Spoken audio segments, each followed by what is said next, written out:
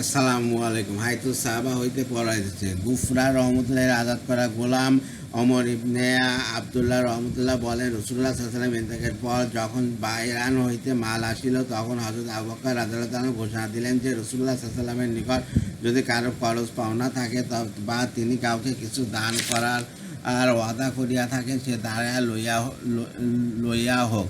হযরত জাবের রাদিয়াল্লাহু দাঁড়ায়া বলিলেন, রাসূলুল্লাহ সাল্লাল্লাহু আলাইহি সাল্লাম আমাকে বলিয়াছিলেন, যদি আমার নিকট বাহরাইন হইতে মাল আসে তবে আমি তোমাকে 3 বার এই পরিমাণ দিব, এবং উভয় হাত জোর করিয়া দেখাইয়াছিলেন। হযরত আবু বকর রাদিয়াল্লাহু বললেন, ওঠো এবং নিজ হাতে লও। সুতরাং হযরত জাবের রাদিয়াল্লাহু একবার 2 হাতে অঞ্জলি ভরিয়া লইলেন। উহা গণনা করিয়া দেখা গেল 500 দিরহাম হইয়াছে। হযরত আবু বকর রাদিয়াল্লাহু বলিলেন, তাহাকে আরো 1000 গণনা করিয়া দাও, যাতে তিনি অঞ্জলি হইয়া যায়। অতঃপর অবশিষ্ট মাল তিনি প্রত্যেকে 10 দিরহাম করিয়া বন্টন করিলেন এবং বলিলেন, উহা তো রাসূলুল্লাহ সাল্লাল্লাহু আলাইহি ওয়াসাল্লামের সেই অর্ডার পূরণ করা হইল যা তিনি লোকদের সহিত করিয়াছিলেন। পরবর্তী বছর হযরত আবু বকর রাদিয়াল্লাহুর নিকট উহা অপেক্ষা আরও অধিক মাল আসিল। এবার তিনি লোকদের মধ্যে 20 দিরহাম করিয়া বন্টন করার পরও কিছু মাল অবশিষ্ট রহিয়া গেল।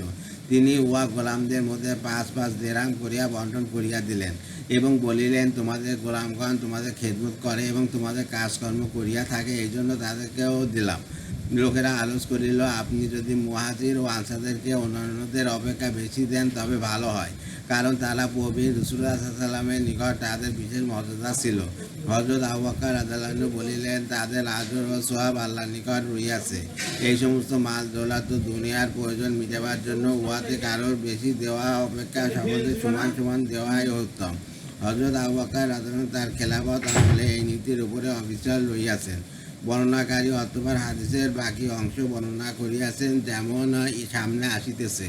পূর্বে হযরত আলী রাদিয়াল্লাহু ইনসাফ ও সমভাবে মাল বন্টনের ঘটনা বর্ণিত হইয়াছে, এবং এই ঘটনা বর্ণিত হইয়াছে যে তিনি একজন আরবি মহিলা ও একজন মুক্তিপ্রাপ্ত বাদীকে সমান সমান দিলেন।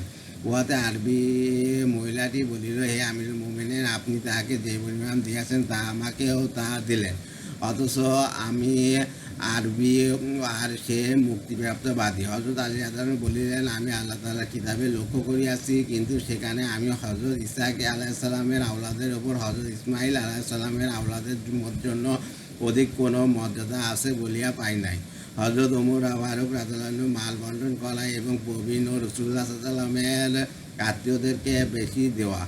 গুফারা রহমতুল্লাহ আজাদ করা গোলাম ইবনে আবদুল্লাহ রহমতুল্লাহ পূর্ব বর্ণিত হাদিসের পরবর্তী অংশে উল্লেখ করিয়াছেন যে হযরত আবু বকর রাদিয়াল্লাহুর ইন্তেকালের পর যখন হযরত ওমর রাদিয়াল্লাহুকে খলিফা বানানো হইল, আল্লাহ তাআলা তার জন্য রিজিকের বিরাট দ্বার খুলিলেন এবং তাহার নিকট পূর্বাপেক্ষা অধিক মাল দৌলত আসিল। তখন তিনি বলিলেন, এই মাল বন্টনের ব্যাপারে আমি হযরত আবু বকর রাদিয়াল্লাহুর এক রায় ছিল, কিন্তু আমার রায় উহা অপেক্ষা ভিন্ন। তা এই যে ব্যক্তি কুফর অবস্থায় রাসূলুল্লাহ সাল্লাল্লাহু আলাইহি ওয়াসাল্লামের বিরুদ্ধে যুদ্ধ করিয়াছে, তাহাকে আমি সেই ব্যক্তির সঙ্গ বজায় রাখিতে পারি না যে রাসূলুল্লাহ সাল্লাল্লাহু আলাইহি ওয়াসাল্লামের সঙ্গে থাকিয়া কাফেরদের বিরুদ্ধে যুদ্ধ করিয়াছে। সুতরাং তিনি মুহাজিরিন ও আনসারদেরকে অন্যান্যদের অপেক্ষা বেশি দেওয়ার সিদ্ধান্ত নিলেন এবং যাহারা বদরের যুদ্ধে অংশগ্রহণ করিয়াছিলেন তাহাদের জন্য 5000 করিয়া নির্ধারণ করিলেন।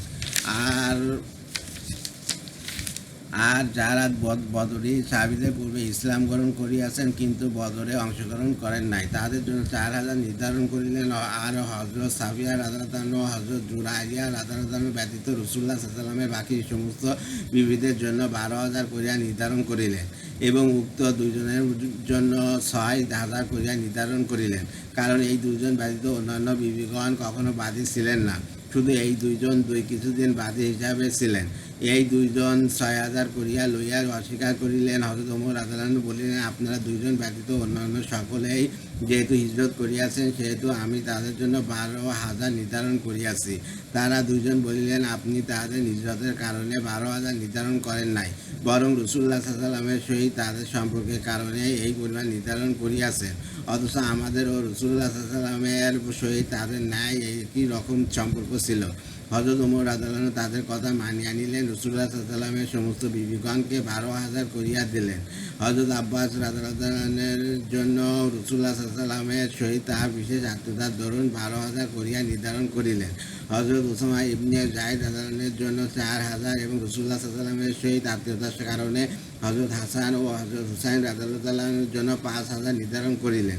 তাদের পিতা হজরত আলী রাদিয়াল্লাহু আনহুর সহিত তাদের বরাবর করিয়া দিলেন। আল্লাহ হাফেজ।